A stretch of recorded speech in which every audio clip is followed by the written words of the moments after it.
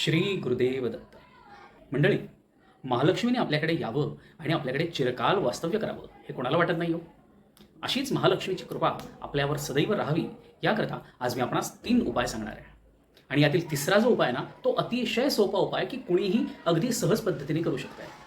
चला तर मग महालक्ष्मी मातेला प्रसन्न करून घेण्यासाठी आणि तिची कृपा आपल्यावर सदैव राहण्यासाठी करूयात 3 उपाय.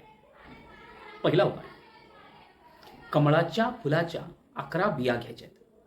ह्या 11 बिया एका स्वच्छ धुतलेल्या लाल वस्त्रामध्ये बांधायच्या आहेत आणि ते वस्त्र महालक्ष्मी मातेच्या चरणाशी ठेवून महालक्ष्मी मातेचं पूजन करायचं आहे. आणि ते पूजन झाल्यानंतर ते जे वस्त्र गाठोडी आहे ती आपल्या तिजोरीमध्ये, जिथे तुम्ही पैसे ठेवता तिथे नेऊन ते वस्त्र ठेवायचं आहे. बघा, महालक्ष्मी माता घरात वास्तव्य करायला सुरुवात करेल आणि बाहेर जाण्याचे मार्ग कमी होतील. दुसरा उपाय, महालक्ष्मी मातेचा एक अतिशय सोपा मंत्र आहे. त्या मंत्राचं रोज संध्याकाळी गाईच्या तुपाचा दिवा लावून देवासमोर बसून किमान 108 वेळा जप करा. हे करून तुम्ही चमत्कारिक बदल अनुभवू शकता. तर तो मंत्र आहे, ओम श्रीम ह्रीम श्रीम कमले कमलालये प्रसीद प्रसीद श्रीम ह्रीम श्रीम ओम महालक्ष्मी नमः.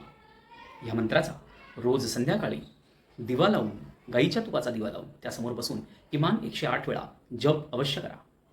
आणि आता वळूयात तिसऱ्या उपायाकडे, जो अत्यंत प्रभावशाली आणि अतिशय सोपा आहे. आपल्या घरी तुळस नक्कीच असेल, आणि जर आपल्या घरी तुळस नसेल तर आजच जा आणि एक सुंदर तुळशीचं रोप आणून लावा.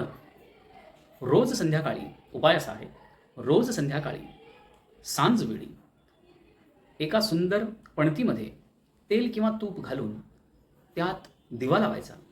तो दिवा तुळशीजवळ नेऊन ठेवायचा आहे आणि तुळशीची मनोभावे पूजन करायचं आहे.